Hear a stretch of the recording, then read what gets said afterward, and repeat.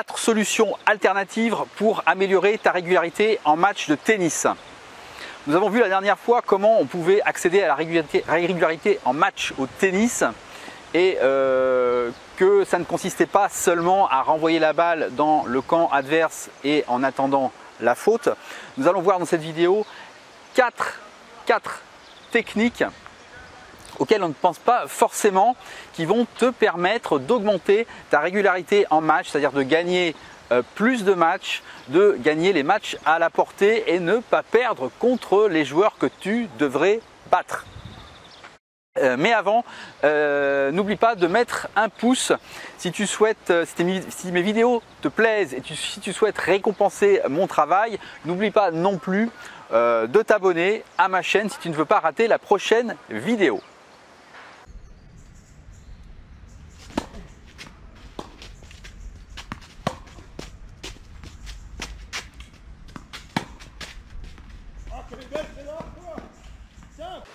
La première technique que tu vas pouvoir utiliser pour augmenter ta régularité au tennis, c'est d'augmenter la qualité de ton service.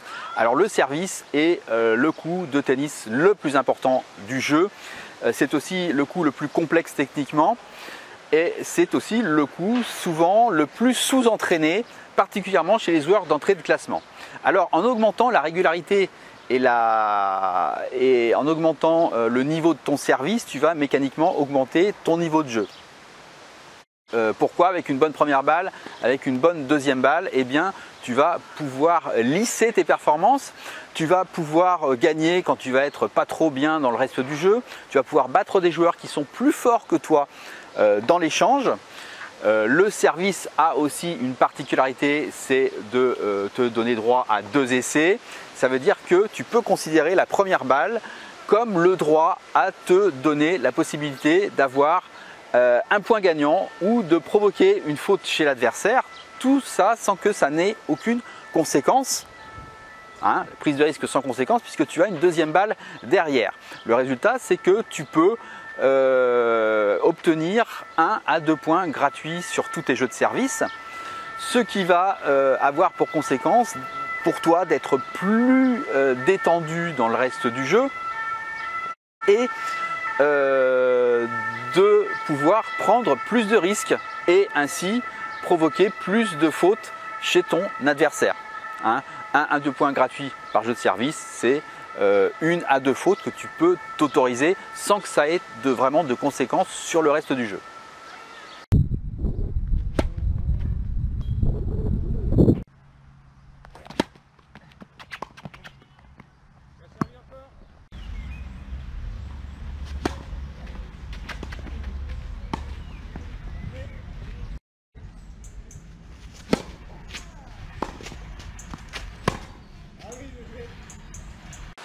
La deuxième technique pour augmenter ta régularité dans tes matchs, c'est de travailler vraiment dans cette zone, les zones courtes, la zone intermédiaire. Pourquoi?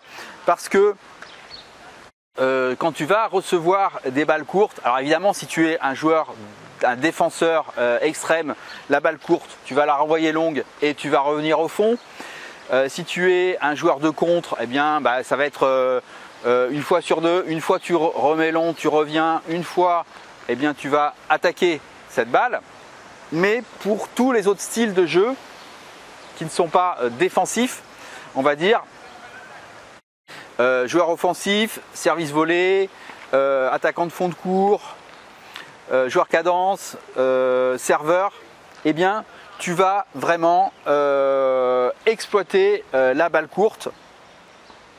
Et donc moi je t'incite à vraiment travailler dans cette zone, d'augmenter ta régularité, ta précision et ta capacité à être précis quand tu es dans cette zone. Alors, il faut savoir que quand tu reçois une balle courte, si tu mets pas mal la pression sur l'adversaire, tu vas recevoir des balles courtes. Et bien, quand tu reçois une balle courte, tu dois avoir plus de 50% de chance de marquer le point derrière. Et si tu es précis et régulier justement dans tes frappes de balle sur cette zone, eh bien, tu vas vraiment être largement au-dessus des 50% et gagner régulièrement beaucoup de points quand tu es vraiment en position d'attaque.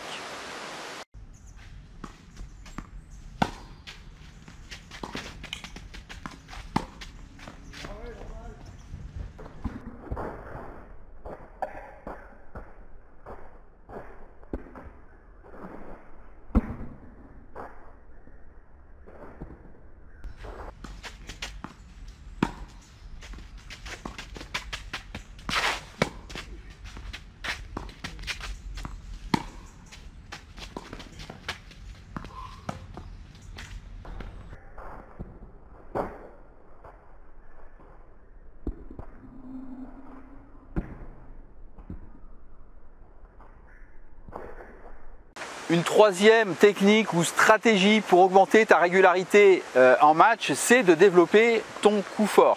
Alors par exemple, je vais prendre l'exemple de la personne qui a un bon coup droit naturel. Alors son coup droit, il va falloir qu'elle en fasse beaucoup durant ses séances d'entraînement en cherchant à augmenter la précision, la vitesse de balle, la régularité, la rotation de balle, parce qu'on sait que maintenant, plus un coup fort a de la rotation, plus il est efficace. Hein, c'est démontré, toutes les statistiques le démontrent. Et donc voilà, tu vas passer une bonne partie de tes entraînements à travailler ce coup. Ton partenaire, tu vas lui dire bon, tu vas travailler la défense et tu vas lui demander de t'envoyer des balles sur ton coup droit. Et tu vas envoyer, alors tu vas commencer à faire des balles hautes et liftées en mettant un maximum de puissance, le maximum de puissance que tu peux, tout en gardant la balle dans le court bien sûr. Le but c'est que tu frappes vraiment plusieurs balles très fortes de suite dans la diagonale, puis après tu vas alterner coup fort dans la diagonale et coup le long de la ligne. Hein, tu vas prévenir ton partenaire pour qu'il puisse renvoyer les balles. Et puis après, tu vas travailler le décalage, bien sûr, en faisant du inside-out, décalage dans la diagonale, et du inside-in, décalage long de ligne.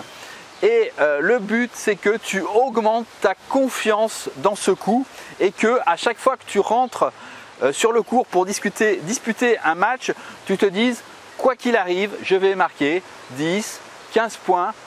Grâce à mon coup fort, grâce à mon coup droit, hein, que ce soit des coups gagnants ou des fautes provoquées.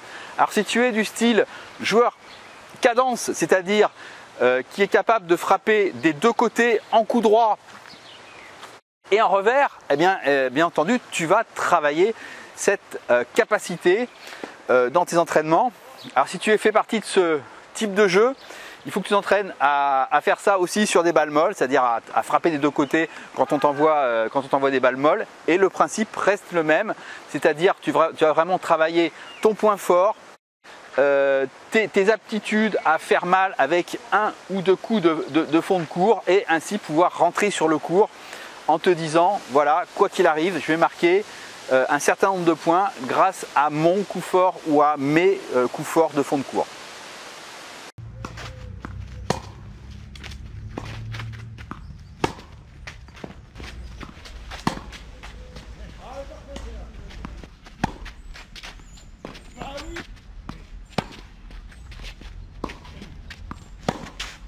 Ouais.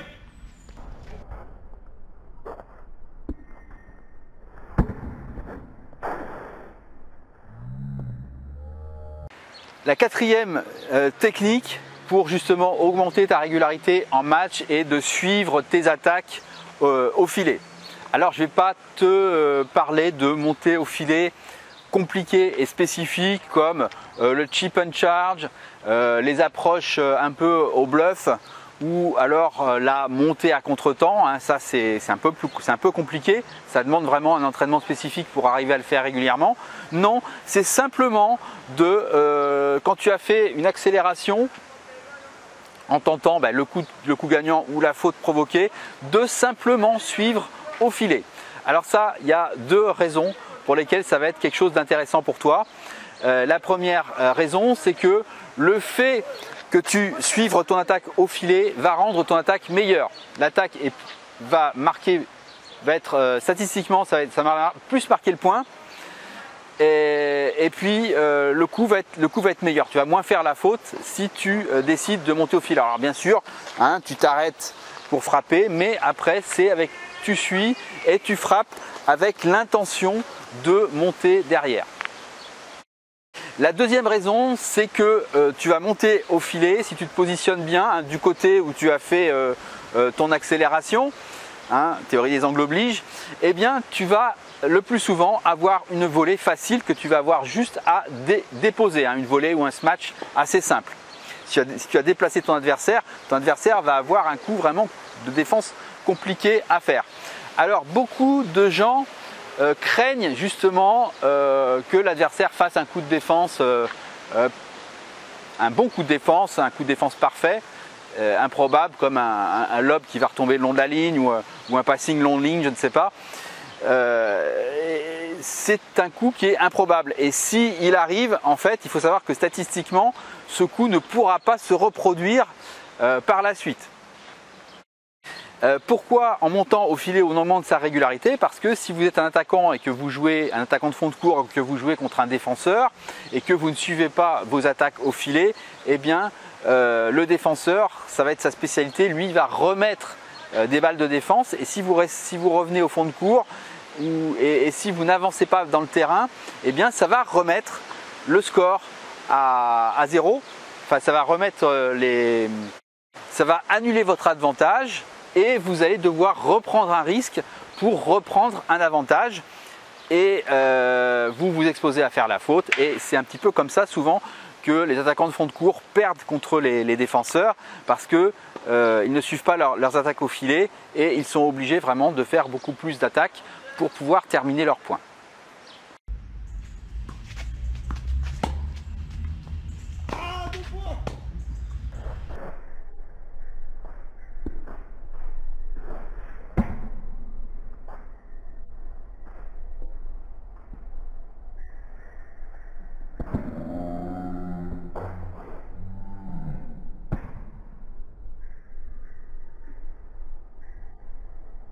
Voilà, c'était les 4 techniques que je te propose pour augmenter ta régularité. Donc travaille ton service, travaille dans la petite zone régularité précision, la zone d'attaque pour pouvoir être régulier dans tes attaques. Développe ton ou tes coups forts de fond de court, hein, pour pouvoir déborder ton adversaire régulièrement et sans commettre de fautes, hein. Plus tu vas réduire tes fautes de toute façon dans ce que tu fais, plus tu vas être régulier, mais il faut quand même prendre des risques si tu n'es pas un défenseur compulsif, on va dire, et suis tes attaques au filet. Voilà, donc tu pioches dans ces quatre techniques pour tes prochaines séances d'entraînement, selon tes goûts, selon tes possibilités, développe tes points forts et ta régularité en match va augmenter. On se retrouve la semaine prochaine pour une prochaine vidéo.